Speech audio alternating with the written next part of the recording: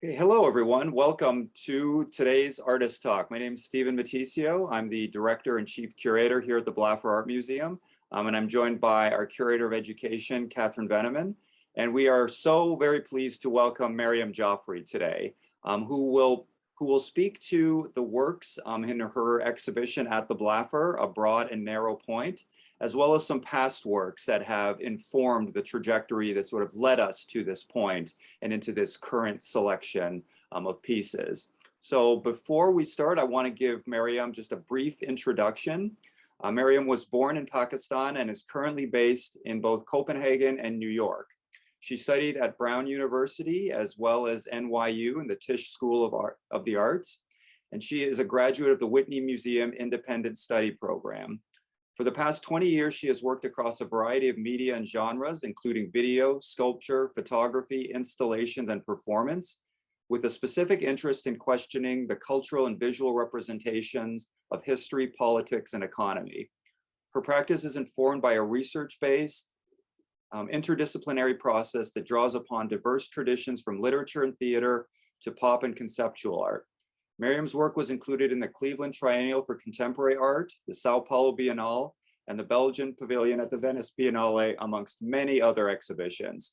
We are so very proud to be presenting her first solo exhibition in Houston, which will be on display until January 9th of 2022. Maryam, again, thank you so much for being here today. I will turn the microphone over to you. Great, thank you so much for having me. It's a great pleasure to do the show, and yeah, I'm very excited to just dive right in. Great. So maybe I should just start with I guess when you enter the first work you see at the Blaffer, which is a work right here called it's actually called it's a series of 4 works, Getty versus Ghana, and then also Corbis versus Mozambique, Getty versus Kenya versus Corbis, and Musée Royal Afrique Centrale versus Democratic Republic of Congo versus Corbis.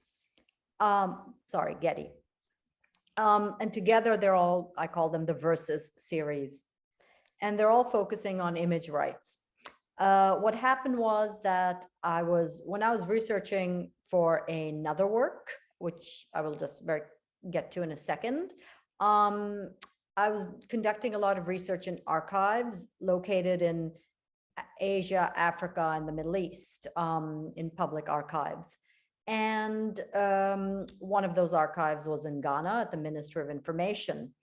And I came across some images, and then I just randomly, years later, actually thought, oh, I'm doing so much research in physical archives, I should just at least check what's online, why not? I mean, and then to my shock, I found some of the images, not all, because the archives have a lot more, but some had been kind of branded and sold by Western image banks, and specifically Getty Images and Corbis.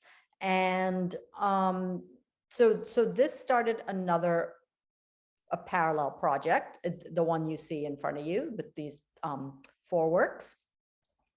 And where I did a comparison of what I'd gotten from the Ministry of Information in the public archives versus what I'd found in these commercial stock photo agencies, which, are kind of copywriting and buying up history.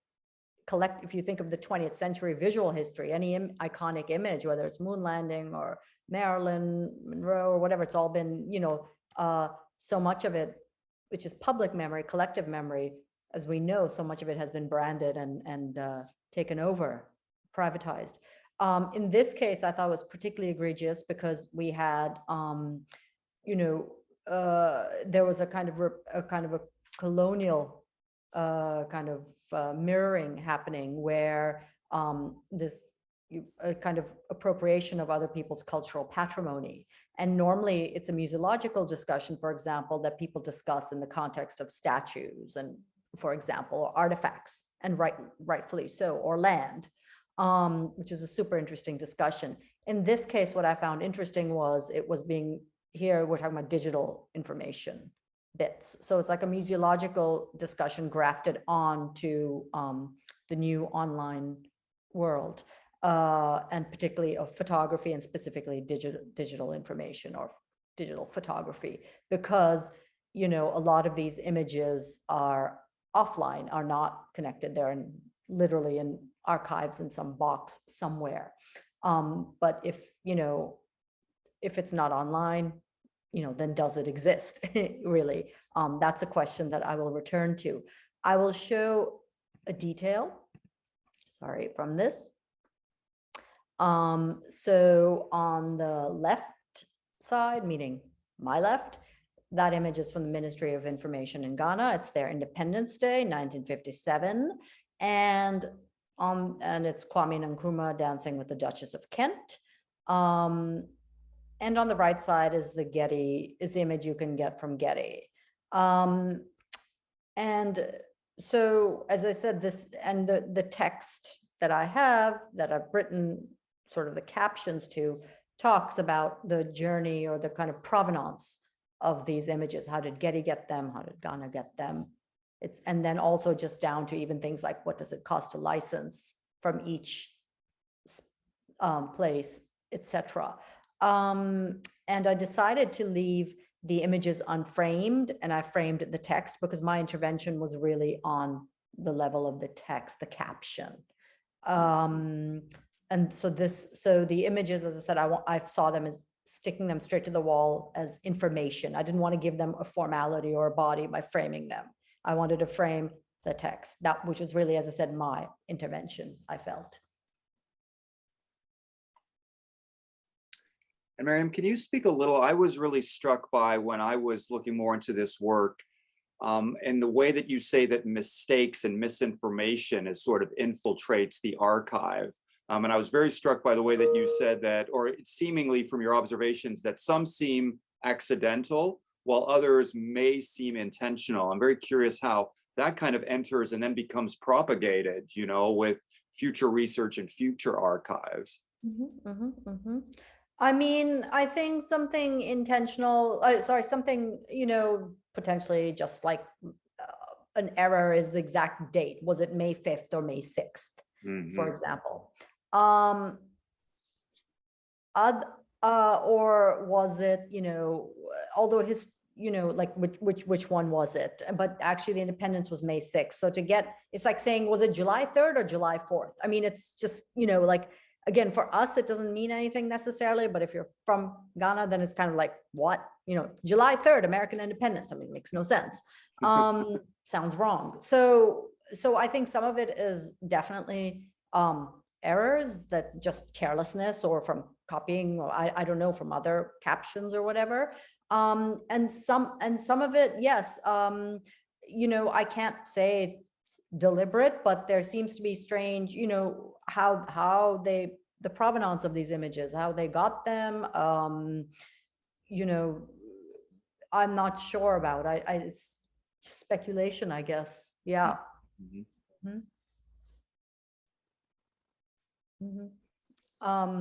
You know, yeah, and I think particularly, yeah, I don't want to get myself too much in hot water, because I don't really that it's purely speculation, but definitely some of it seems a little more shall we say sinister, not just like mistakes, random mistakes. And I have a question about your research, you know, because your practice is very research based. So how do you choose the sort of central question in which you base your research around? Like here, you worked from a previous series and then you kind of added on to it. But could you elaborate a little?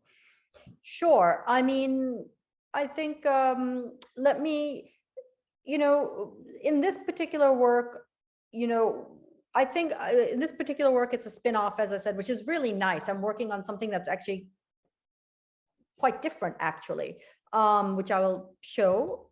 And then I noticed a pattern, and then something else happens. Like it's a spin-off work. Let me see here. So what I was working on specifically was this work, which is called Independent. Let me just see if I can put it there, pull it up a little bit better. Independence Day, 1934 to 1975.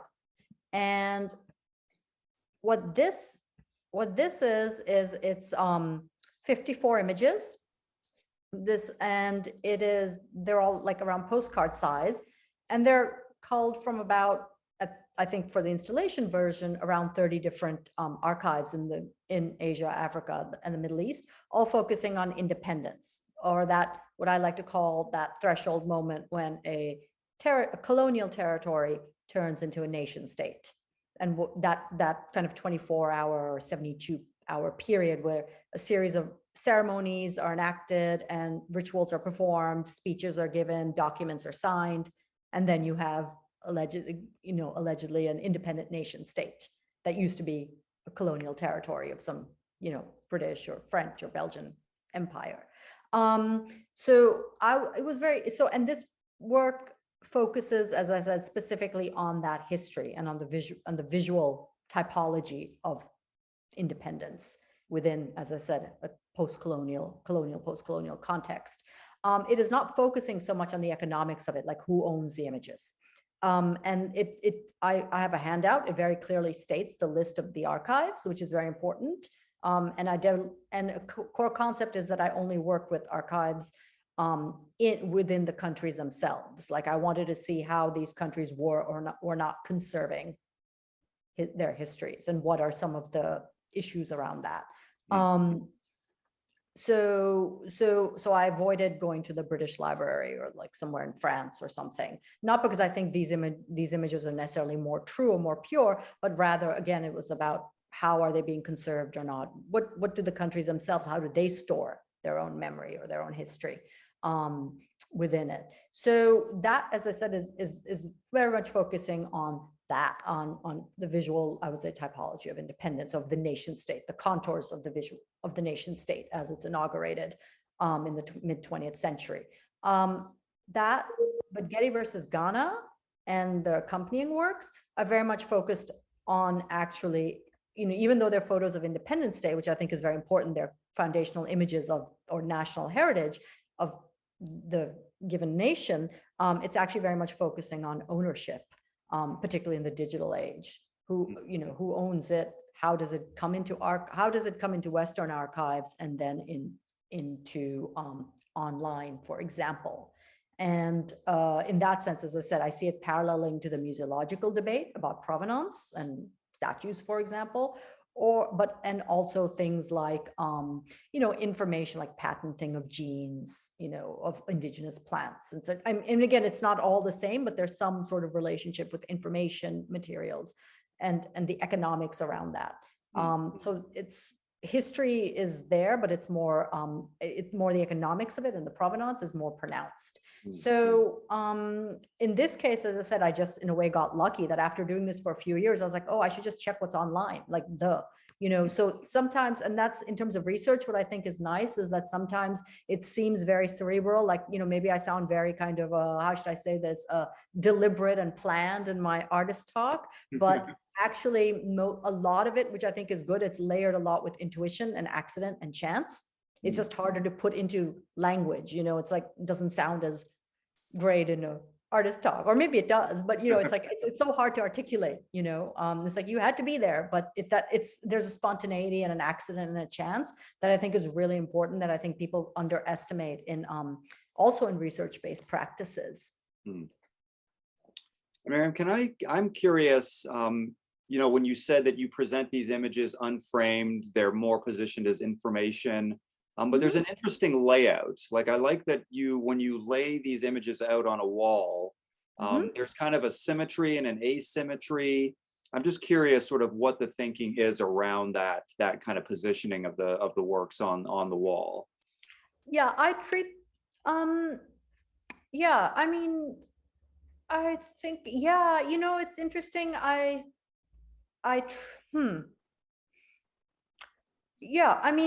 I think I just treat with these formal decisions, I would almost say I eyeball it. I don't like it in a straight line. I like overlaps and things being a little bit bumpy and irregular. So it's rare in my work that images are all the same size. So I'm not so interested in the serial image. I'm interested in grids, but that are a little off or a little broken. Mm, mm, So, and I think this is, you know, if I were to if I were to intellectualize it, I think for me, I've been thinking about the grid and it's, you know, and its relationship obviously to modernity and to modernism. And I think now we're in a different moment where a lot of assumptions and, you know, it's a very unstable moment. A lot of things seem in flux and are kind of falling apart or changing. So for me, I think that's why I'm interested in less in these straight lines. Things don't seem so to be following each other so serially or so logically anymore. It's overlaps, elisions, conflicts. So I think that's how I do it. And then I also look, I mean, which is, you know, it's a really good question because I think also, I mean, not just eyeballing it or intuitively, but I also, you know, weirdly enough, look at the body. Like a lot of these images, the body is very present, the performative body. And I think somehow I also look at what gazes and eyes and hands, where they're going and kind of arrange it on the wall. Oh, interesting. Yeah. So that your eye kind of also kind of boop, boop, boop, boop, boop, kind of bounces around a little bit like these bodies. Because I think that's one of the things I really enjoy about your practice. I think when sometimes people hear research-based, archival, they immediately have this preconception of something that's going to be dry and didactic. And I really, what I love about your work, and I see this as a through line, is there's a real playfulness in your work. Like when you spend the time with it and you really dive into it, like I like that that there's this, like, you're not taking it so ultra, like there's not a preciousness in terms of it being this airless arena. That I like that you, like I say, that you do quiet meditations on sensationalized matters at times, you know? And so I like that, yeah, again, that, like, I think the asymmetry and that sort of movement and that circulation is never a linear path. And so I think so the presentation kind of reinforces that thinking. No, thank you. Yeah. I mean, I think, and I also think people, you know, I mean, humor is very important in my work. It can be dry humor, but it can be quite important because I think humor is also quite subversive. I mean, it's also another way. I think people, and then it's probably just also down to, you know, temperament or something. But yeah, for me, it's super important, that element. Yeah. Can I ask Maryam? Okay, this gets into a much bigger question, which may be a segue into Disappearance online. But I think what you say, this idea of sort of Google being our surrogate memory, like there's so much of, like, I feel like we subcontract or we sort of defer things to, if I have to look it up, or my sort of particular reference to an event or, you know, a person is that image search or that search away. And so when we really have to think about how these images essentially embody the memory, or, you know, of these events or these various sort of occasions, and when those images go away or they're bought and sold or they're protected, it's essentially buying and selling memory, and the way that sort of future generations will have access to this. And so I'm very curious, you know, as you've sort of delved deeper into this, the whole kind of EU question around the right to forget and sort of citizens arguing of trying to pull information offline. And then we also hear these stories, like you say, of image banks sort of buying up these millions of assets, and Microsoft, like I remember this Alfredo Yar installation when it was essentially all these images sort of being bought and being put into this secret sort of, you know, enclosed cavern. And so all these things of like how images and memory will essentially live into the future when they are now a commodity to, you know, to be packaged and protected. Yeah, no, I mean, I think that's super important. And I think when in particular, and I think it's a very broad discussion, both within countries, but also between countries or between locations. Because I think when you add the historical inequities of historically marginalized groups or groups that are not been allowed to remember, who have been denied history, to have that taken again is so problematic. But it is something that affects, at the same time, any citizen in a democracy, at least. You know, in that sense, we all have something at stake in that discussion. Mhm. And I think that's really true. Yeah, I can talk about Disappearance Online, which was, let me just get to this one. Which was another work. This is the most recent one, and it's actually relatively new. I think Blaffer, maybe it's the first, maybe second time it's being shown. It's 2021. That's the year we're in. I just had to remember. God, So, and here I'm really focusing. What happened was, here I'll talk about how works, kind of dialogue between each other. I'd left, Getty versus Ghana and the accompanying works are from 2012. And I'd kind of left that work. And then 9 years later, funnily enough, I picked it up a slightly different angle. And the reason was that I was working on my artist book, Independence Days. And one of the things, which is also from 2021, which I'll talk about in a second. And one of the things I was noticing was that, I don't have any pictures of like Iraqi independence. It's just like, it's like a big country in the Middle East. And, I was trying to, it was quite important to have for various reasons, and particularly as an American. And I didn't, and then I started thinking, I was like, what? Of course, they're only online or in Western image banks, because the archives have been bombed. I mean, literally. And so in 2000, and I'd actually been thinking of this in 2011, 2012. So what I did was I just Googled Iraqi independence, online, or 2012, maybe after doing Getty versus Ghana. And there were some images that popped up online from some small stock photo agency called Terracote Media or something. And I just took screenshots of it, actually. I said, okay, I'll come back to this, at some point, maybe. But, I'm not really working with Western image banks for Independence Day. So, never mind. I guess that Iraq just won't come in my book, just like, I don't have it. So, and irony is they probably had excellent, just from what I know, very good archives actually before the 2003 invasion.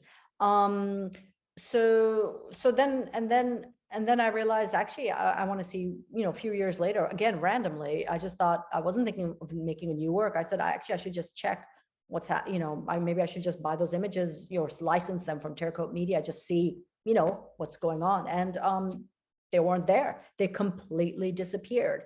They're not on, as I said in the text, they're not on archive.org. They're not on the Wayback Machine. They're not on, because the company no longer exists. It went bankrupt or whatever happened.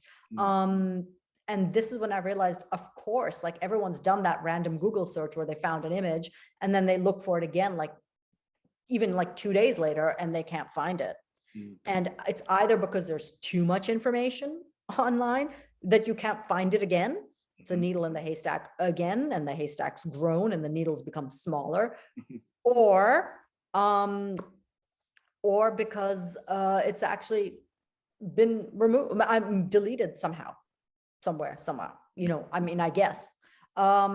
And so that really interested me. And this is before this whole Instagram stories that disappear, now they're set to kind of disappear within a certain frame. But I think for public images in particular, not public, but images of public interest, it's kind of an important information, however you want to value that. We can't take for granted it's all being archived and there in perpetuity. So this is what really interested me. And going back to that other, kind of phrase that I mentioned in relationship to the other work, if it's not online, it doesn't exist. So that is where this work comes through. And then it also speaks very much to in this case, very literal, destruction of archives. If the other ones are dealing with the kind of, appropriation of cultural heritage or cultural patrimony, here it's like destruction, bombing. So it's quite different. It's a much darker take. But yes. Are you aware, Maryam, are there advocacy or activist groups in any of these countries who are sort of bringing legal challenges or against sort of larger image banks?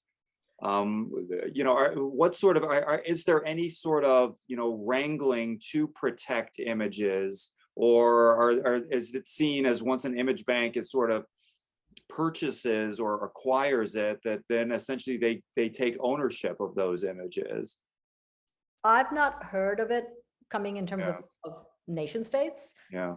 I'm not sure, I mean, the irony is like when it was like the 50th anniversary, 50th independence anniversary of, so that would be 2007 for Ghana, for example. A lot of people on their blogs were like, yay, 50th anniversary. And then they were linking to the Getty image because it was online. So I'm not sure people even necessarily know what is. And, it's caught up in so much bureaucracy and layers that I'm not sure people even realize it. But again, that doesn't mean it hasn't happened and I just haven't heard of it. But when I have my radar out, I've not come across, like actual countries, individuals all the time, obviously, but not like this, not countries. I've heard of it obviously in the case of, again, statues and other forms of cultural heritage, but not digital information.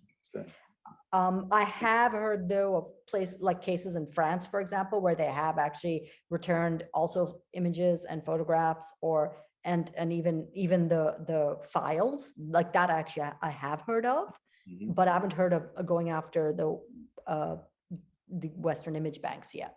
Interesting. Yeah. And maybe I'm curious, because the whole kind of concept around the broad and narrow point, like oftentimes you start in a very sort of expansive manner, but oftentimes it finds a real pronounced kind of lightning rod at various moments. And I'm curious, we know in Maryam Jafri versus Maryam Jafri, you have sort of been involved with sort of engagement with Getty in terms of taking a photograph of your work and then sort of the question of ownership afterwards. Maybe we can speak a little to that. Yeah. I mean, what happened was just randomly, I was at the Frieze Art Fair, and I had a booth, as you can see, and I had another work, and this is a work called Anxiety, actually. It's a sculpture work. It kind of is a different, how should I say this, strand of my practice. And it has to do with wellness and health and the politics of health and things. So it's quite different. Again, a different strand, which I think is important to state. Like the archival stuff we're starting with is one strand, an important strand, but my practice is quite broad. And but what happened was I was at Frieze, and yes, I think somebody maybe had Googled me, or I'm forgetting, or something, and they were like, oh, have you seen your images on Getty Images? And I was like, what? They what? And then it was very surreal to see it, and they misspell my name. They put an I in it, So again, like what happened is almost like again, not to compare myself to what happened in terms of cultural heritage with a lot of the countries like in Ghana or Iraq or whatever. I don't mean it like that, but there was some bizarre, like in mirroring, like wrong caption, wrong name, and then on top of that, like they took it and they didn't ask me, and I'm like, okay, so if I wanted to use this image, would I have to pay them? Would I not have to pay them? So I found it was just kind of ironic. I never thought it didn't occur to me, but of course I don't remember signing anything saying that they could do that. And I don't know with the new GDPR rules in Europe if they could even do that or couldn't. It's not clear to me. But the woman is blurred. Actually, it's more about people's images. It's not about ownership of artworks or objects that are in the images. But you can't. It's getting harder to photograph people kind of without their knowing, at least within the EU and I think Britain as well. General data protection rules or whatever it's called. But then they were clever. They blurred her out and stuff like that. So yes, it was very, very strange to see myself branded. So the film is focusing on that. And again, there's a sculpture, it turns into an image, a copyrighted image, which then I turn back into a starting point for a film. Yeah. And have you had any direct interactions with the Getty Image Bank? Like in terms of speaking to representatives? No, yeah. No, because it's not really, yeah, no. Yeah, I was it's just not really curious that. if there was ever if there was ever sort of, the usage of images or the presentation. I know that we'll get into that a little later, just in terms of the sometimes legal questions around, like, I feel like this is kind of in the discourse of appropriation, but in a very kind of expansive, like unconventional way. Yeah. No, I'm not really starting conversations with them Yeah, because, yeah. yeah. Hmm. Catherine, do you have any questions before we? Oh, I think you're on mute, Catherine.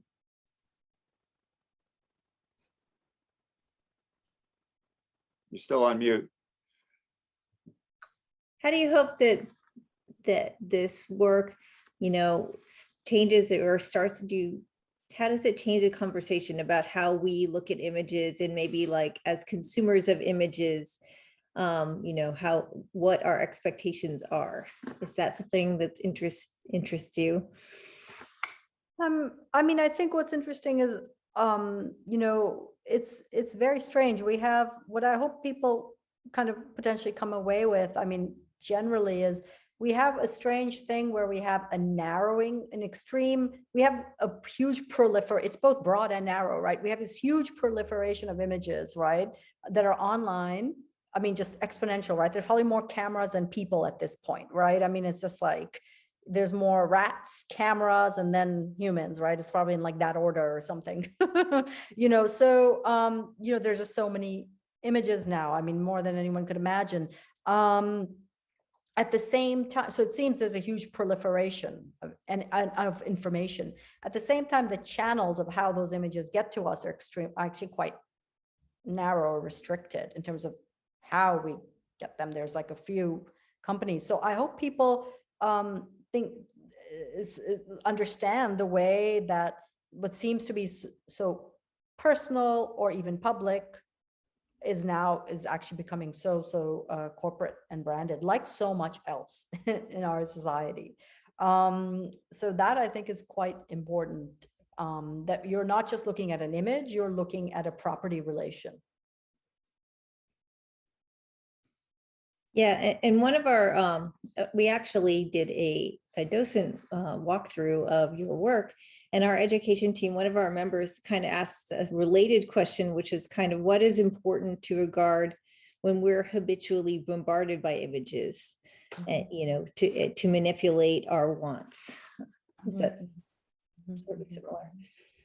Yeah. Yeah. Maryam, oh, go ahead. No. I mean, I think it's a good point. One of the things that I'm interested in, maybe we'll get to that with some of the other works, is that I also think whoever we is, are also, I mean, of course, we are definitely manipulated, schooled, coached, whatever, all kinds of things, bombarded.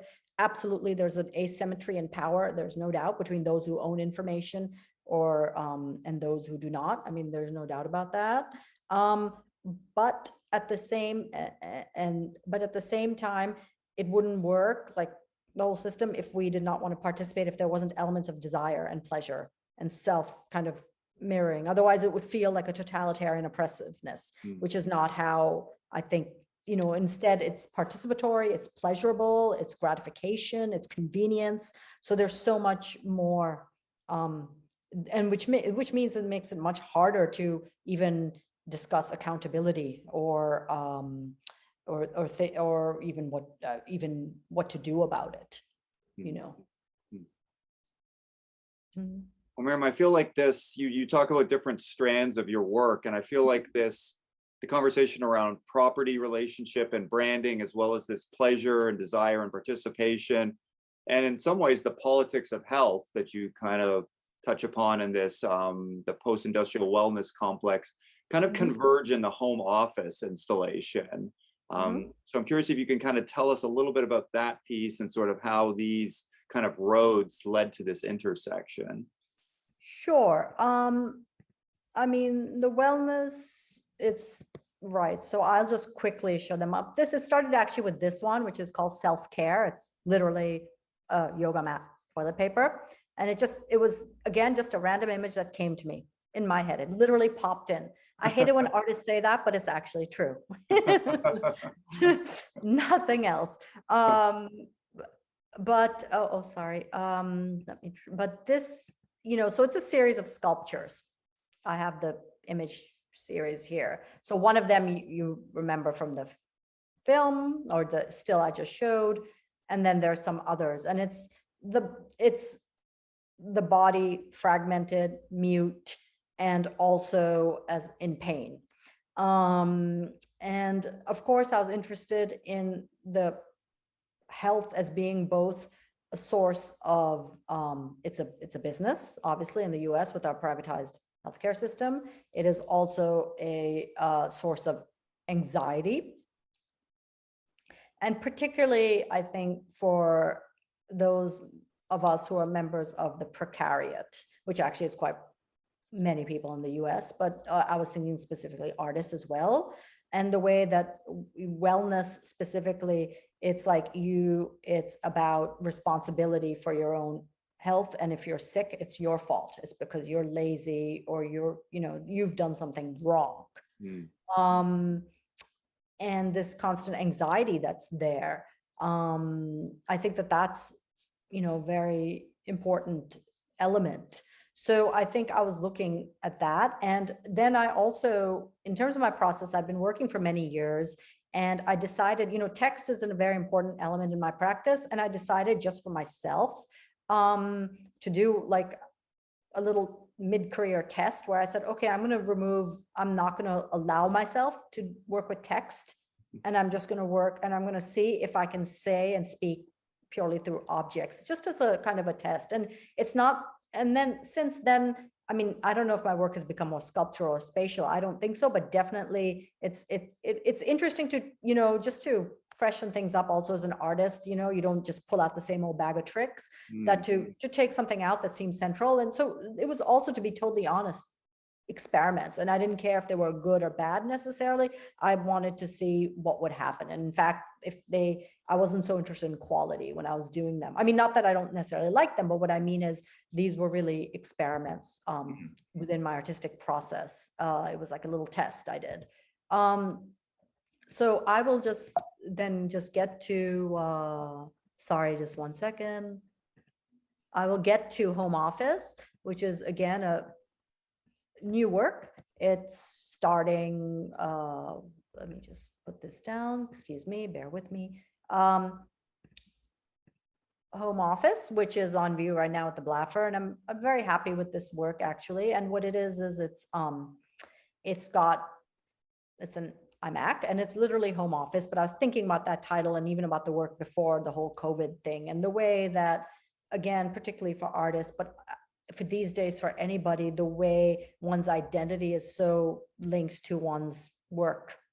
I mean, literally, like your home is your office is your home. So it's not just like literally a space in your house or like your office, but literally you are at home, and your home, your office is your home, your job is your identity. And it's a tricky one for artists because it is true. And this is where the whole participatory aspect or participation comes into it, where we also, sustain a system myself through our own desires. I mean, it's tricky, particularly for artists, because of course you identify with your job.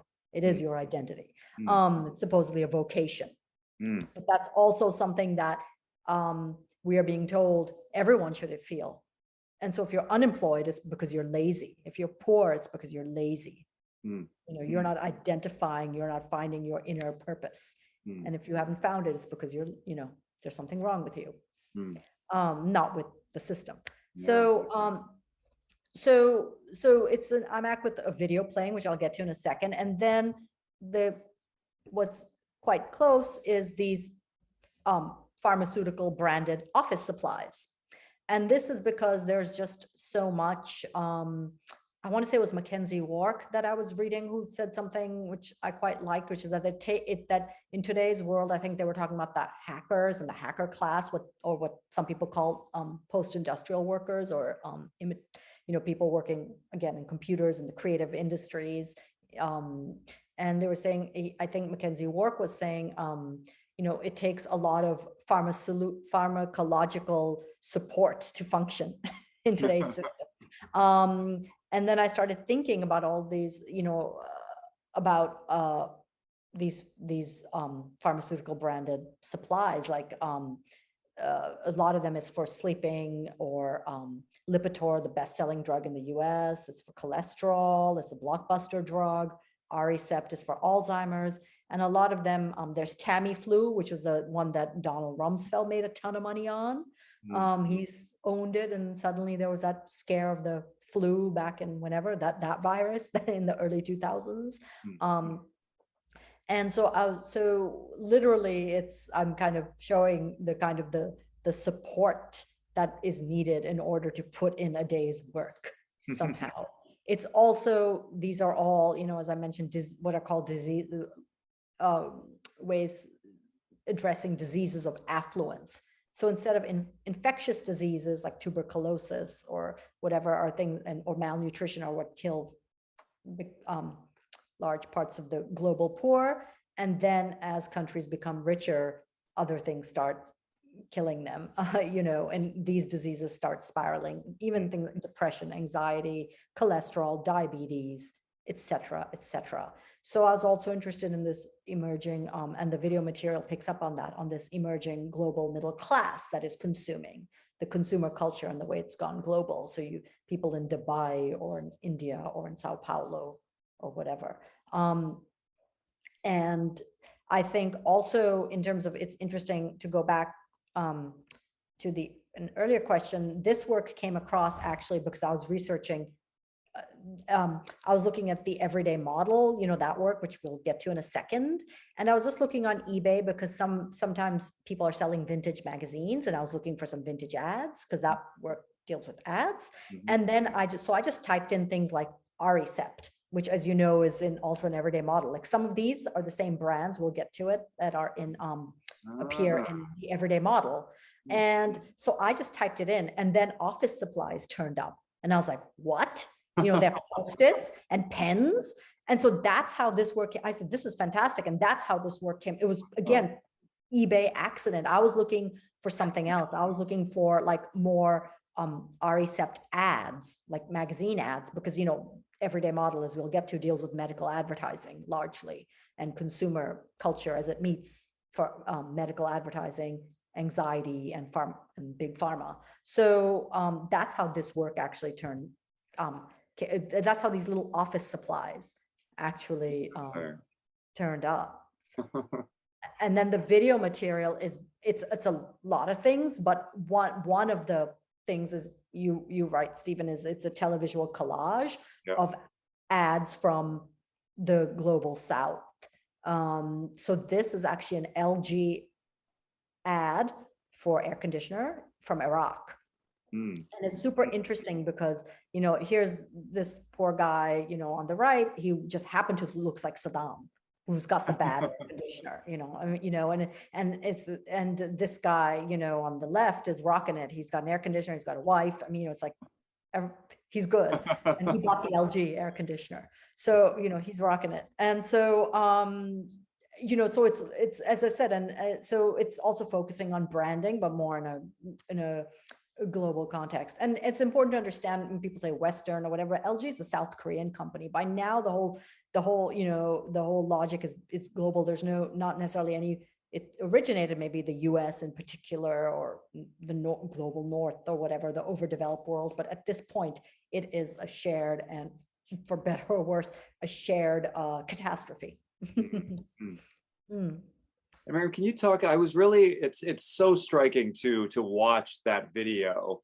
And there, you pull this, like there's these political ads when the guy says that he's the least bad. So he's the, like, they're just kind of mind-boggling, in terms of like how quirky they are, or sometimes like some of the Japanese ads for the cupcakes, how almost like semi-gratuitous they are. It's so interesting.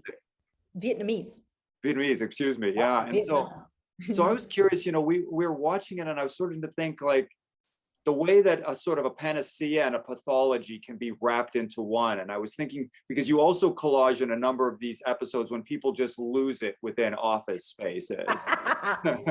You know, and we've all had those moments, that kind of classic office space when you take the sledgehammer to the computer and you sort of free yourself from your profession. But it's also this idea that so many of us in the home office are web surfing essentially, as sort of a way to placate or to find some escape from work. And yet we're also kind of indoctrinating ourselves into it. And so I was curious because it sort of reinforced all the messages that you start to kind of cultivate across this project. Yes, absolutely. No, I love the office rage, and I'll tell you why. What happens is because what actually happens is I juxtapose the office rage with ads that are actually in a bizarre way satirizing either office rage or sexual harassment, or it's like this weird lens. These ads, it's not just consumer culture, like weird political lens where like a lot of contemporary fault lines, like as I said, sexual harassment, worker grievances, all sorts of things kind of are reflected through this really perverse mirror. So like here, should I play something or? Yeah, please. Yeah, okay. So I'll just play like this quick 2-minute loop.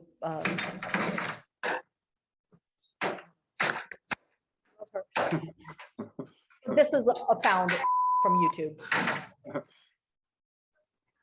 It's a woman, and then the male manager comes. What's going on? Computer virus? Okay, now here's an ad from Thailand. หน้าตาเป็นไรอะมองๆไม่สบายหรือเปล่าตัวมันลุมๆนะรู้สึกว่านะเอามือไม่ได้มือหน้าหาดูไม่ดีจริงๆด้วยเห็นไหมเลือดมันไม่สูบฉีดมันต้องร้าตรงนี้ทานอาหารหรือยังนี่ก๋วยเตี๋ยวเนื้อนี่ข้างล่างลงบันไดเลื่อยมาเนี่ยพื้นมันปั๊บเนี่ยอยู่ขวามือโอ้นี่น้ำซุปก็หอมเนื้อเงี้ยเด้งดึงเลยรู้ป่ะไหนดูมาละการกำสุนเช็คตรวจออฟฟิศนี่ต้องระวังนะเนี่ยมันชอบจับทุกวันนี้ผู้หญิงต้องเจอกับสิ่งสกปรก บางทีมันผิดเตือนเพราะพี่รักนะพี่ไปก่อนจะลืม สกปรกใหม่พีเจนเบบี้ไวท์ผสมคาโมไมล์พีเจนเบบี้ไวท์ Get to another found one from YouTube.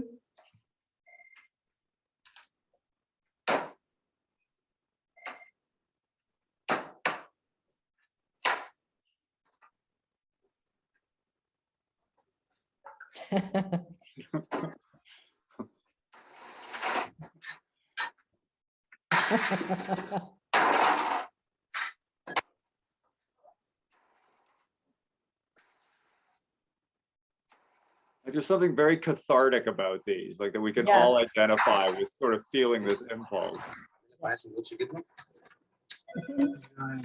And here's an ad from Egypt.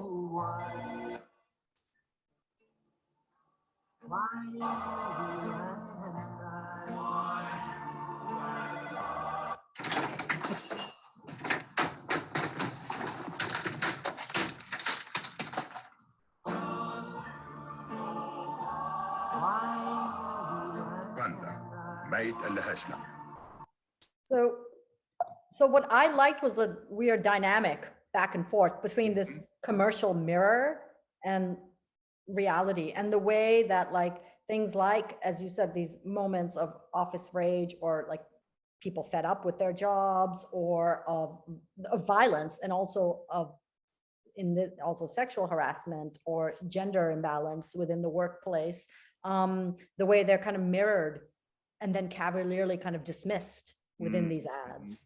That I found really, really interesting. So I kind of very often in the video do juxtapose like a video that's coming from a documentary or whatever, and then it's weird, like sinister commercial alter take on it or something. Yeah. Very interesting. Yeah. And I think that this is a good transition in that you mentioned this idea of sort of our identity and our place of work sort of merging, especially in the home office. Like you say, there's no division, like they become very ingrained or sort of, you know, woven into one another. And I think that this, for me, kind of leads into this whole conversation around what you've convened around everyday model and the whole idea of the passion economy and the influencer and the way that, I think your conversation around confession is so interesting. This idea of sharing and self-promotion becoming very blurry and porous. So maybe we can kind of lead into that body of work and sort of what brought you there. Mhm. Yeah, the everyday model was, here we go. This is just a general like installation. This is a quick shot, as you know, from the Blaffer, just very quickly. And yes, this is a work called The Everyday Model. And it is focusing on like ordinary people who model for, I'm sorry, for ordinary people who model for ads. So rather than, so it's a little more pedestrian than like these supermodels or something. I was more interested in the ordinary people who are, as I said, and very often they are used in medical advertising. That's how I came to this work. I was thinking of medical advertising. And I think the US and only New Zealand, for some random reason, are the two countries in the world that allow medical, like direct to consumer advertising. And it was Bill Clinton in 96 or 97 who kind of signed that, at the behest of Big Pharma, I guess, into law. And that's when you use ordinary looking people, because you want to, that's where you wouldn't use, a supermodel or Tom Brady or something. I mean, well, actually you would potentially also, now they have people plugging it, but particularly for blockbuster ads and stuff, for drugs, blockbuster drugs, it's a lot of also ordinary people that are doing it, because you're meant to kind of, really mirror or identify with the person in the photo. And so what happened was I started following some of these, when doing the research for this, I started looking some of these models, like they're not famous, but they're kind of quite ubiquitous. Like they're famous, they're everywhere and without being famous, which is also kind of interesting. And I started, here, this is one of the kind of collages or juxtapositions that's on view in the work at the Blaffer. And here we have the same model, the woman, and she's playing a mother in both sides, one with the daughter, one with her son. And for me, it almost looks like a branded family album. And I think that's something that I was interested in. And I think there's been a lot of work also within the arts, within, art context. I'm always aware of and interested in other artists and, the work of other artists. And there's been so much being done on all interesting work on the family album, on the personal, the public, the private. And I thought this was really, interesting, the way that you have like as I said, almost a branded family album. I mean, in that way. And I think, and then the text is quite important. And the reason is that this is an ad for Adderall XR, which, as I said, the pens are there in home office, the branded pens.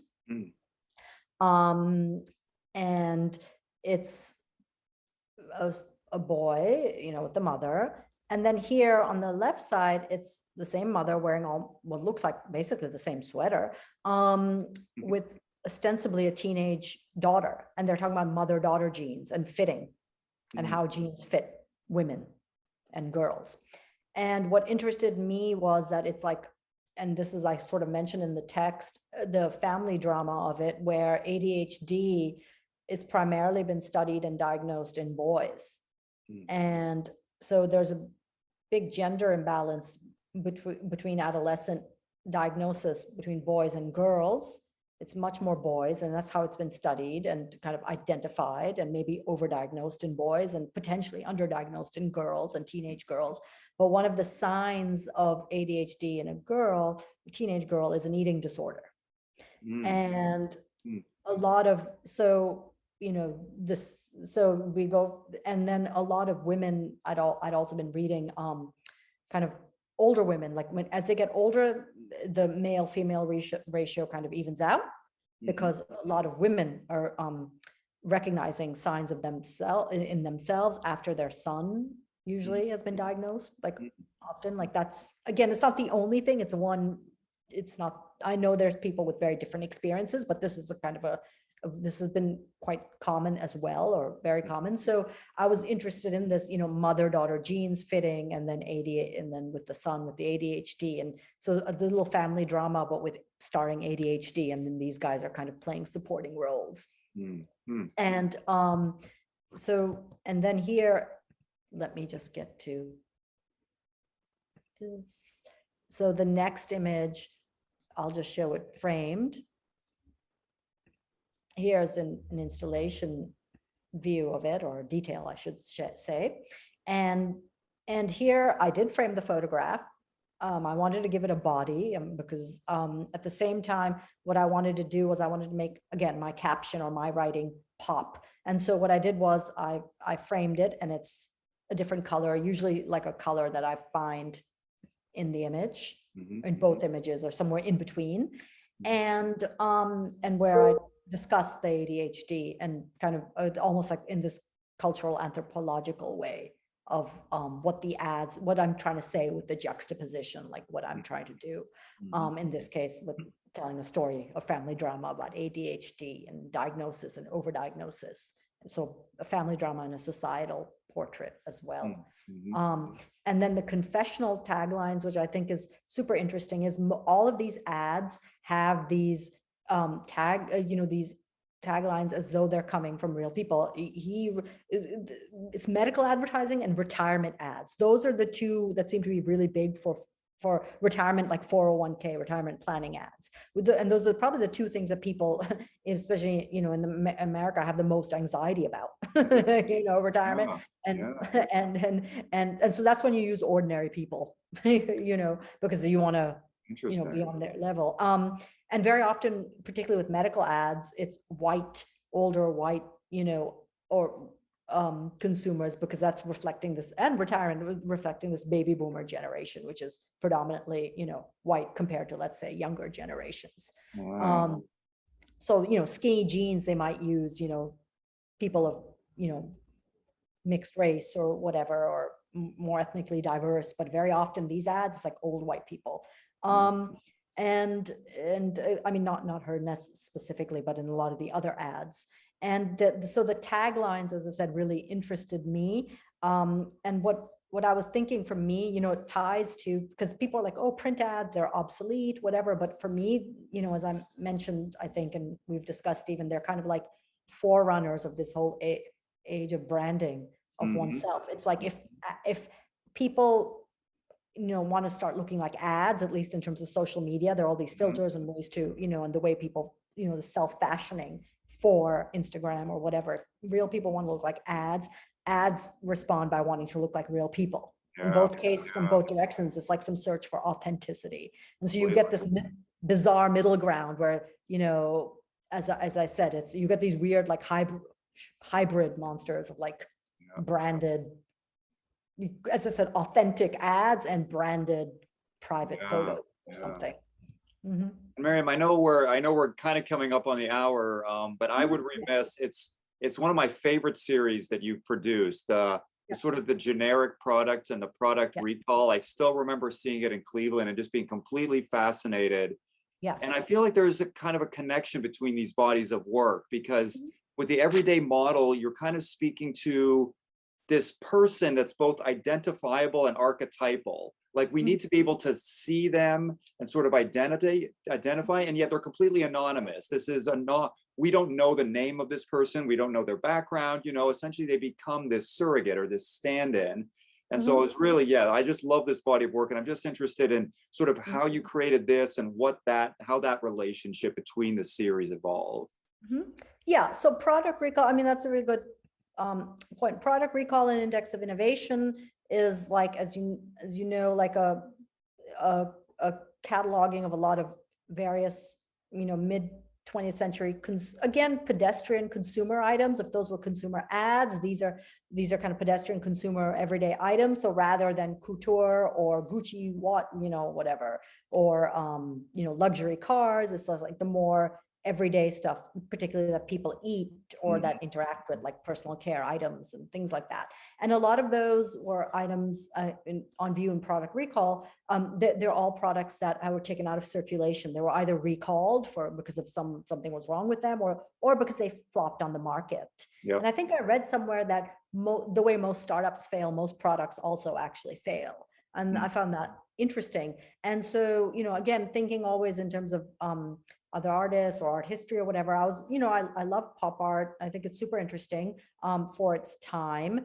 And I was interested in doing this kind of, but one of the things about pop art is that, you know, you recognize the Coke can, you recognize the Campbell's soup can, it's ubiquitous, it's recognizable. What interested in me here was these are products that you recognize the language, because it's the language of advertising. I'll just show, let me try and show one.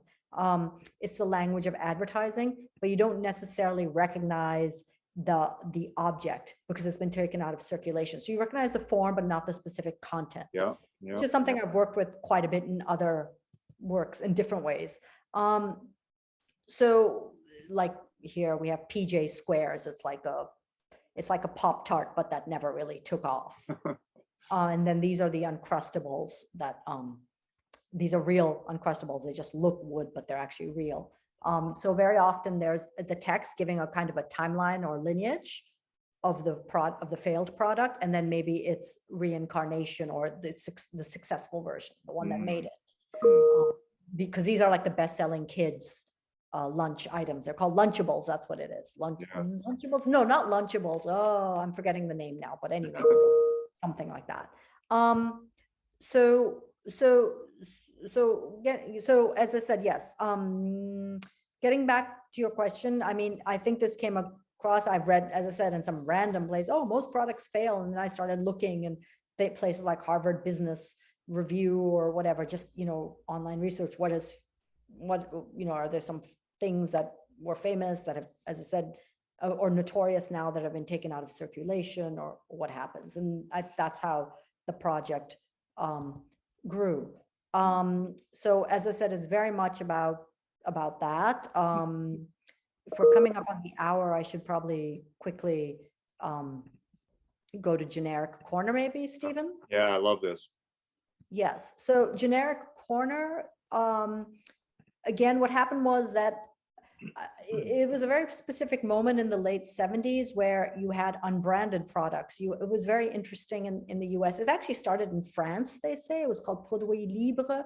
But these were like products, like household products, generic products, black and white, total deadpan branding, no branding, without branding, logo, whatever, not made by any company, but made by factories, usually in the Midwest, with distributors, and that were kind of distributed to local supermarkets, and very often with the union workforce. And this was made in 2015, but I was, you know, and so before this whole, you know, Trumpism and stuff. But of course, it's interesting. I was thinking about the Rust Belt and manufacturing. So here's an installation in New York at a storefront that I was called P, that I was quite happy with, and I'll just show a little bit. And I like to show this work sometimes, you know, sometimes in the same show as product recall, because the two obviously are this is like, if one is like, you know, the unknown pop, you recognize the language, it's super, again, bright and catchy. And here, these are totally deadpan, but of course there's like a visual kind of mirroring or symmetry between the two, or an inversion.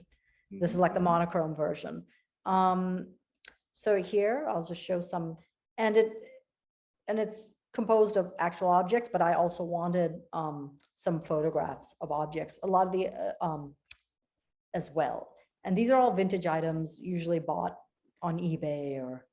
And I have to say, Maryam, just quickly, you know, growing up in Toronto, there was a wave of popularity at a certain time. I can't remember exactly when, but there was a sort of essentially a grocery chain called No Frills. And they created this non-brand or this anti-brand when it was yellow with just black description of what it was, baking soda or, you know, anything like that. And it became this sort of like, you then look, like you sought out that because it was the cheapest, and yet it was sort of equivalent to the major brands, you know? And so there was sort of a fashionability that rose with this very kind of austere type of product delivery. Yeah, which I think is super interesting because it was actually a multinational phenomenon. So Germany also had the yellow ones. In Germany they were yellow. Yeah. As I said, it's super interesting also because now, showing it in 2015 and onwards, now this kind of very austere kind of typographic form of packaging is super in, right? I mean, it's actually quite, quite hip and high end now. I know. I feel like when that boxed water, when they were trying to get that to catch on, it had that sort of black and white look. This very kind of Helvetica, straightforward. Yeah. Yeah, absolutely. This is a little 70s, but most of them are quite straightforward. Absolutely. And it's super interesting.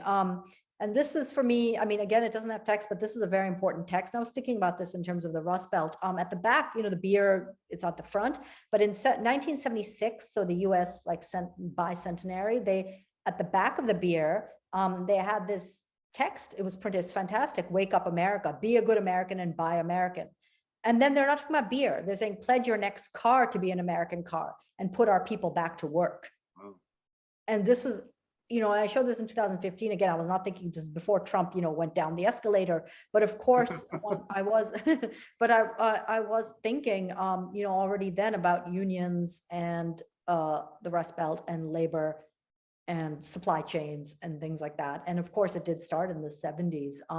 And what's really interesting is now, nobody here, they're saying, write to your president or your senator, this is urgent. But nobody, of course, now would say, I don't know, nobody would think by writing to your senator or congressman it would necessarily make a difference. People are so disaffected now. But I think this was really, for me, super important and interesting element as well. That people don't talk so much about it in generic corner, but as I said, is quite important. The idea that of a national manufacturing, like they're not trying to sell more beer. I mean, they're actually trying to sell cars, which doesn't directly affect their jobs, but it affects, again, there's a sense of economy in a national sense. Yeah. Which I think is rather than, Nike or which are multinational, which I think is interesting. So that also that is something that really interested me. I really jumped on this. It's only this beer can that has it, but it's super, it's kind of like a caption for the whole piece. And then I'll just show, this is an archival image. It's for a handout, from Baltimore or something. And here you see dog food pellets. I love it. I couldn't find it. I wish I could find dog food pellets. But yeah, it's A&P, and there you see, I think they're doing taste tests. Like, so here's the branded one, Sweet Pea, unbranded, and here's a branded one. So yeah, that's where that product that body of work is coming from. And maybe, Maryam, we'll wrap up just with, just a little conversation around, like, I just find it so interesting, like you're very topical, and this whole, the entrepreneurialism of self, and the way now that this has migrated from starting a business and selling a product to the person as product, and finding various online avenues to sell some version of yourself or an intimacy or a relationship or a message. And this whole thing of now using our Instagram accounts to kind of like talk to our friends and be influencers, and like it's become so conflated and sort of, collapsed into one another that it's very difficult to disentangle. And so I'm just curious, I feel like your new work is kind of broaching into this, and where your future projects may sort of take us. Yes, I think so. I mean, definitely in certain works, absolutely. I think that is an interest, this idea, which I will continue to work on, of self-exploitation, self-marketing, and this merge between the self and the brand, or between identity and branding, I think is super interesting and important to discuss. And underneath it, a bit like the wellness works, underneath that, the underlying sense of anxiety and economic precarity or fragility underpinning it, which I think is really important. Like, it's not that I'm against social media or something. I'm not some old person who's against it. It's more that I think it's more that it's not always coming from a position of plenitude, but rather of lack. coming from, a lot of times the impulse is coming from a dark space maybe, and that is a collective issue to do with marginalization, precariousness, ways to make a living in today's world for a lot of people. That doesn't mean there aren't people filthy rich from it and who are really enjoying it and, and saying, you're overthinking it, but there's plenty of people who are also underthinking it. Very interesting. Catherine, do you have any, I'm sorry, I'm kind of. Yeah, That's a I question. think in all of these different topics, there was a question that has been on my mind, which is, do you think that there could also be an element of advocacy in calling attention to many of these topics in your? I hope so. I mean, I hope so. I'm, absolutely. I think the exhibition format and contemporary art and the art space, and particularly, contexts like Blaffer that are located in a university art context and that are with young people and different audiences, diverse audiences. I think it's super important. It's an important part of the public sphere, I would say. So I feel that I'm hoping to play my tiny little role in it. And I think that that's important. I mean, it's no one, it's no one show, no one institution. It's like a collective endeavor, hopefully a lot of people share, within the contemporary art space and among, but I think it's a very important one. Absolutely. It's an important public space, I would say. Absolutely. And so I definitely hope that, it's not that they're going to just only see my show, but maybe they also understand the framing. They see other shows also at the Blaffer, and, things start gelling, things like, okay, like it's a process in viewers, but hopefully, yeah, and people start connecting dots and, yeah, think a little and stuff like that. Thank you. Well, I think that's a great place to end, Maryam. Thank you so much for joining us today and having this conversation and sharing more of your work. I just want to encourage everyone that's watching to please come and see the show. Unfortunately, we're not sure Maryam will be able to visit Houston, but please come. Yeah, we've so enjoyed this opportunity to speak with you. Come see the show. And really, it's a plethora of such fascinating topics that we would just love to continue to share with our audiences.